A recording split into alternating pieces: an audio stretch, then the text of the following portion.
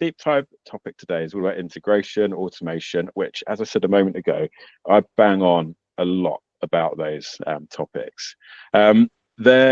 Those concepts of integration and automation, they're central to my playbook, which has 4 pillars, which, as you guys are probably getting bored of hearing now, is consolidate, integrate, automate, and innovate. Now, because they're so key to that playbook, it must be a couple of years ago now that I analyzed the market for integration and automation tools.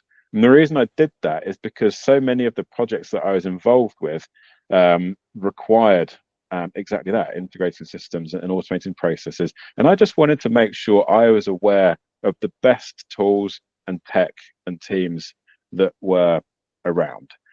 So that search led me to today's guest speaker, Ben Nilsson, CEO of Virtuoso Partners. And I was just really impressed by how Ben's team engaged with the reference project that I gave them to see if we'd be thinking along the same lines in terms of implementation. And I just enjoyed working with Ben so much that I invited him to come along and be a guest speaker, and I'm thrilled that he said he would.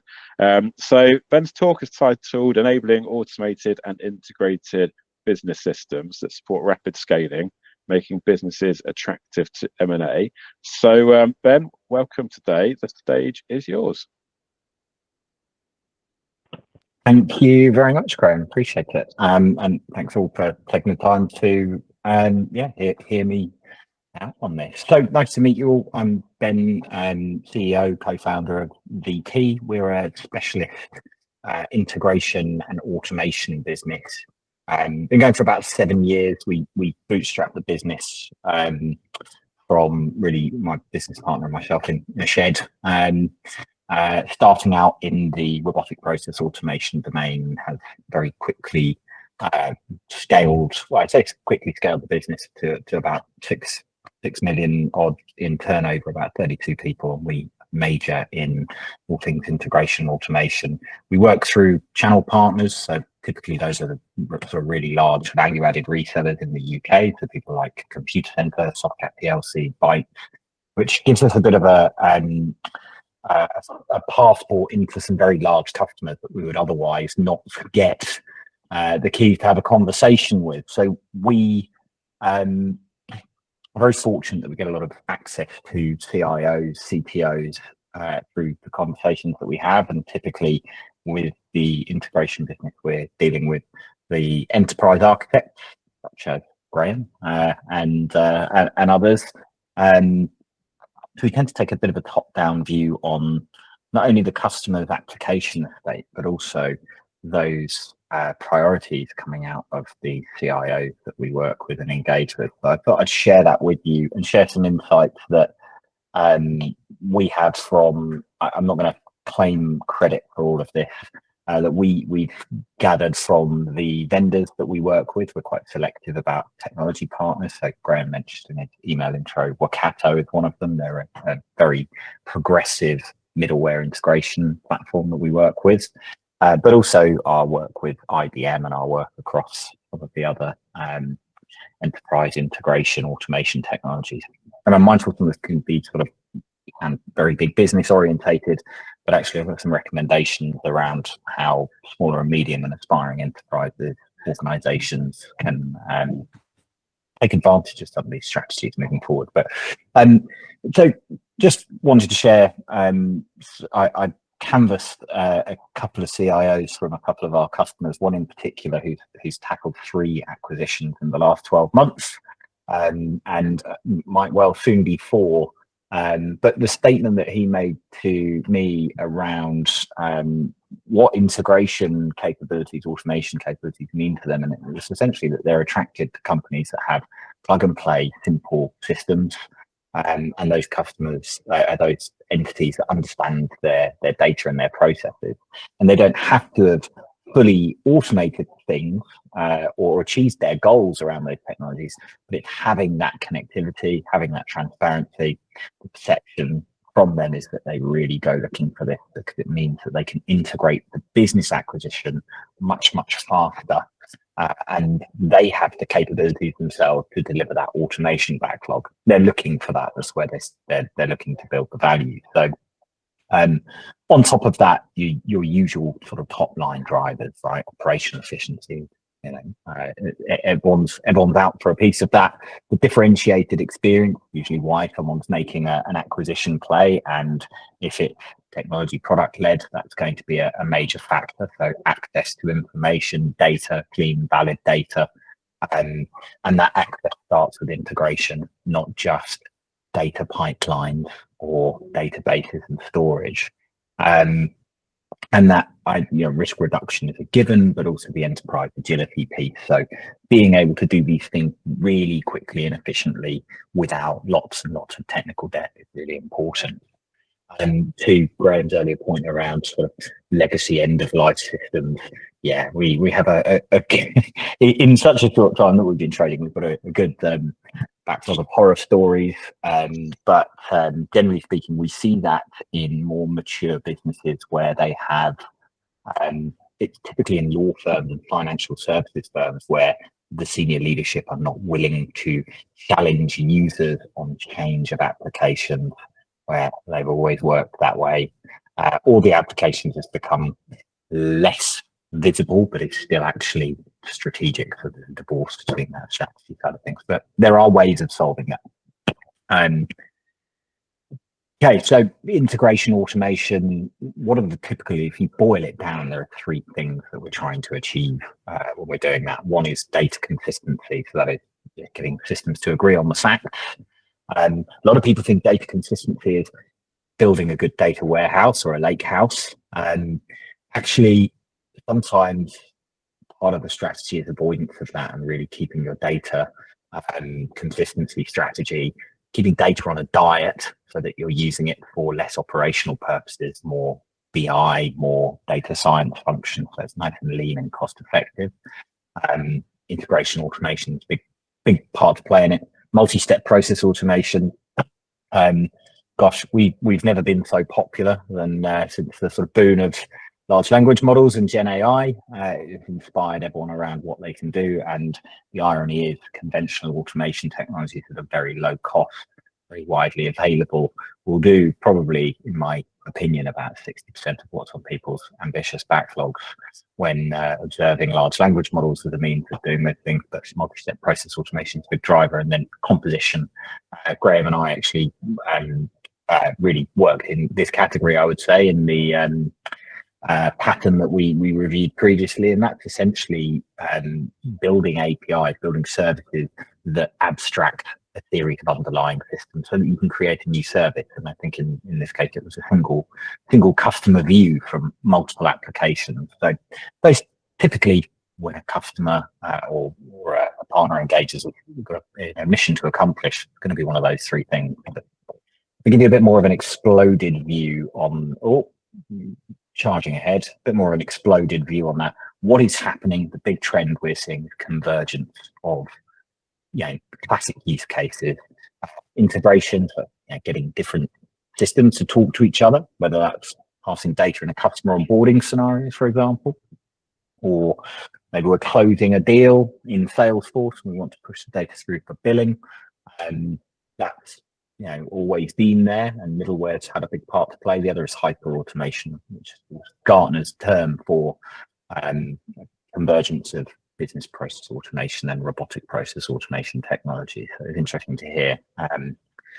So forgive me, Andreas or Chris, using Power Automate to build services out, and typically that's the sort of hyper automation category, and that is business processes, event-driven business processes. The big change is that as we move more to cloud applications, more of our stack is in the cloud, more customers are taking that valuable advice of keeping it simple, keeping technology applications commercial and off the shelf, enabling better connectivity, pre-built connectors. So integration is the means and automation is the outcome, and that is really important. They are two sides of the same coin. And it's really important we recognize that rather than just double down on the automation side of things. So trend two that I wanted to share with you is this bringing orchestration tech closer to the business. That is really democratization is the other terminology that we hear a lot of. If you speak to business IT leaders, you get met with a lot of cynicism. If you speak to CIOs and perhaps people closer to the business operations, there's a real eagerness, there's a push-pull on this side. The technology vendors are really doubled down on making these things happen, and what Gartner are saying here, and we certainly feel this, is that CEOs want more of this technology done within more of the integration and automation work done within the business functions. So by means of another example is my wife works for a large investment bank in HR, and 2,000 people in HR. They've just been given an IT business partner for the HR division. They have 70 different unique applications in the HR function. It doesn't surprise me for their size, but if you'd asked me 4 years ago, is there an IT business partner function? There's always been an HR business partner function, but this is happening now. There are embedded business analysis functions in finance quite frequently in larger organizations. So, and that shifts towards putting the budget into the department for their application stack. So it's no longer shadow IT. This democratization is real, not just across integration automation, but across lots and lots of areas. So actually, just a bit of proof behind that statement. I mentioned Workato, who are one of our sort of sweethearts. They're our sort of go-to toolkit. People say, you know, we like cloud SaaS applications. We're not on-prem. We want to do things quickly. They canvass their customer base with their permission, of course, and say, look, who's using the platform? Who are the user profiles for? Who's doing what within this?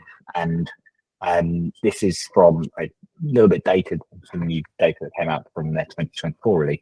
But this is the split of platform users between experts, so IT, enterprise architects, integration developers, and business users. So typically that's a business analyst or an admin, like a Salesforce admin. And what you see is that the business, with the right support strategy, with the right enablement and the right coaching, is able to step in and have a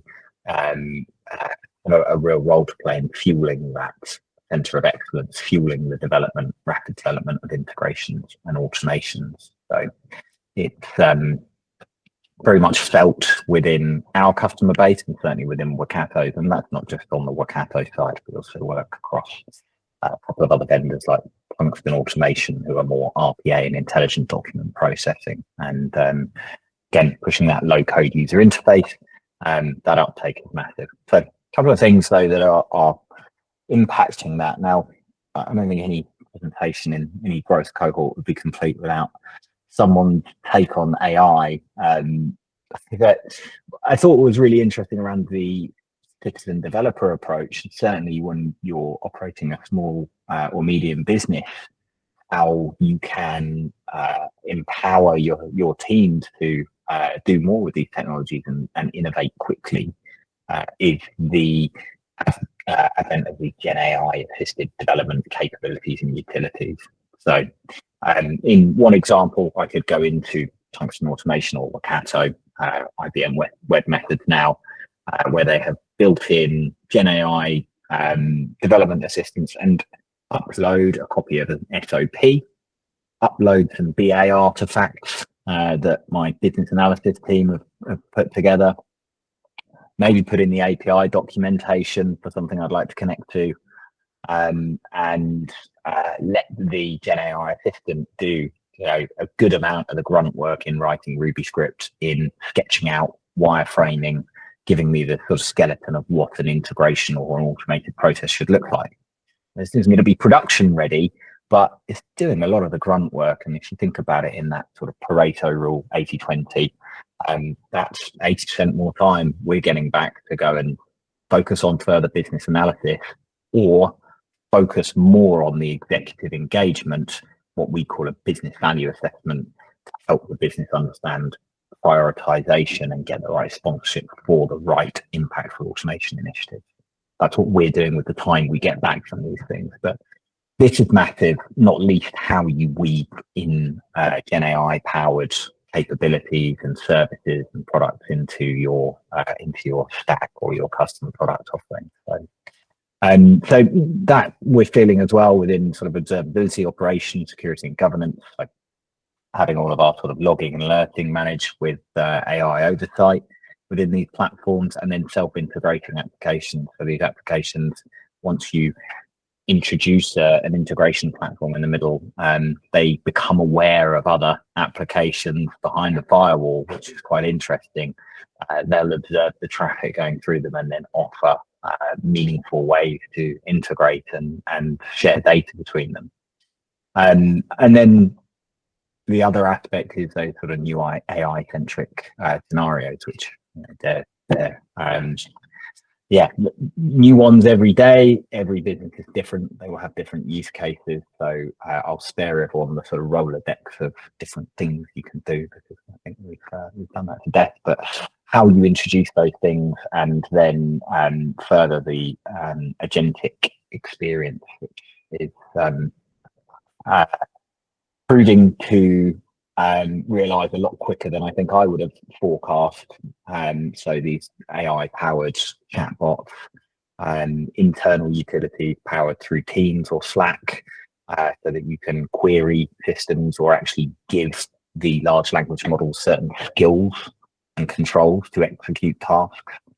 All of that is made possible through integration platforms. So we're seeing that will drive adoption of integration automation technologies just by making it easier to integrate and automate at pace, and improves the quality of what's being delivered within the organization, the quality of work, as Graham alluded to earlier. And I guess that might make us a little bit more picky for what we end up picking up at the end. So just to sort of view on some of the AI-centric use cases we see VP in customer organizations, what people are coming and asking us for when we sort of boil them down again. One is sort of in-process AI functions. So that might be using AI for summarization or decisioning or research capabilities as part of a business process workflow. AI as an API consumer is another one that is essentially accessing other applications, data and processes on call where needed. The big one for us, and we get we have lots and lots of customers looking to do things here, and you have to be very careful with retrieval augmented generation. It's essentially these AI powered search and retrieval cases. And we have just started a project with an organization who had attempted to do this with SharePoint, where they thought they had good libraries and controls in place, so that they could provide a retrieval augmented generation, Copilot powered RAG capability for their HR function, and it had some very disastrous consequences in two ways. One, the user experience. People weren't able to inject the context into prompts well enough to get accurate responses.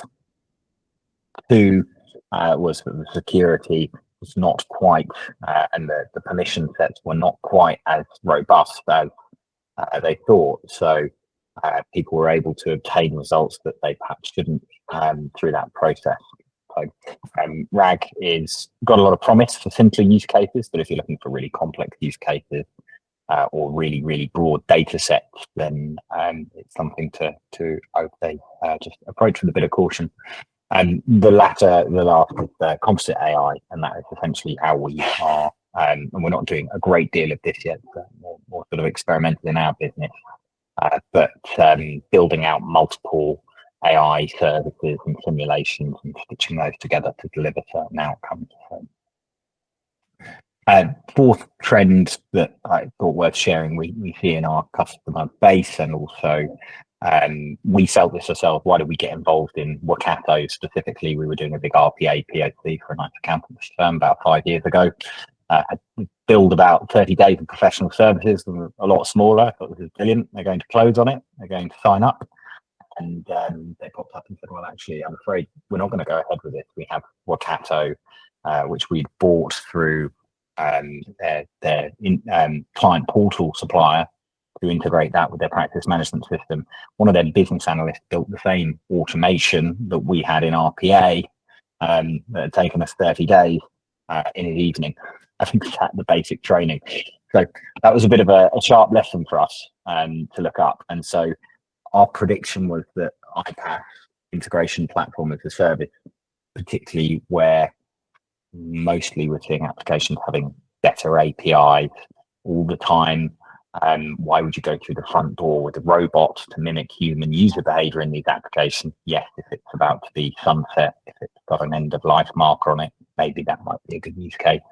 We took quite an early decision to pivot towards this, and this chart is really, just underpinning that that dominance and growth, according to Gartner. That by 2027, that will be where the lion's share of spend is, and we're undertaking a lot of work looking at customers, particularly in public sector, whereby they have large automation estates of robotic process automation capabilities or data integration capabilities, and they have quite high overheads, but they're also quite infrastructure intensive. So moving those into consolidated platforms.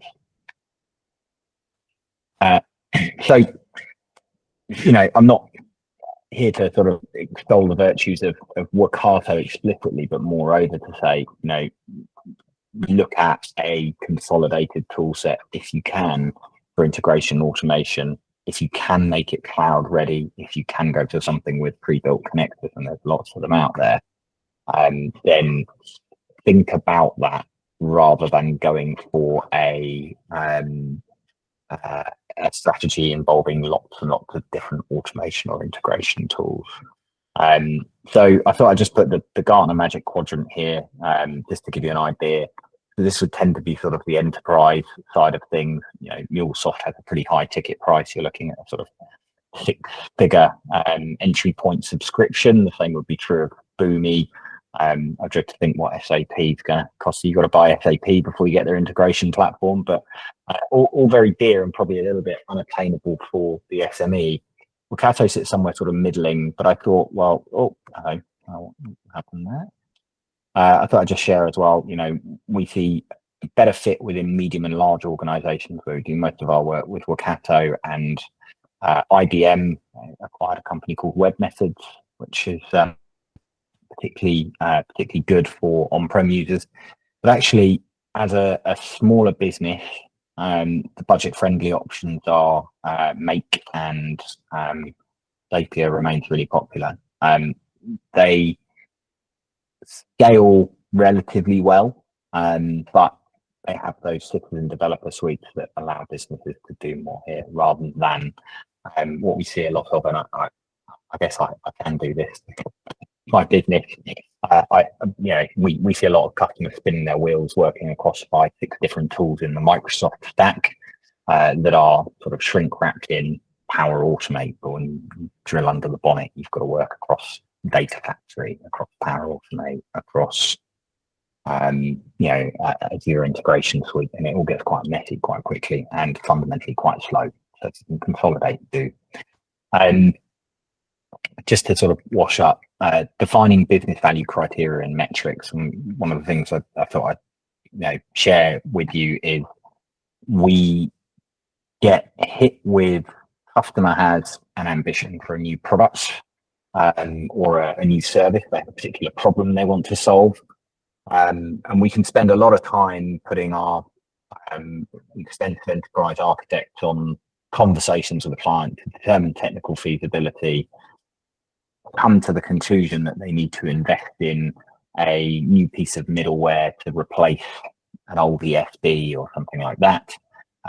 And there's never enough energy in it to slide it across the boardroom table because they've already got 4 or 5 different automation integration tools, etc. So we have a very strict approach on defining business value in both criteria and metrics. I've got to just put those up here for you to see. Sort of criteria is very different, but it's very important. These are the things that are important to the C-suite when we engage, and that's who we're really targeting those conversations with, is saying, you know, what weights do you apply to not necessarily this spread of things, rev growth, cost reduction, customer satisfaction, but what are those things that sit within your top priorities of things to achieve for the given year?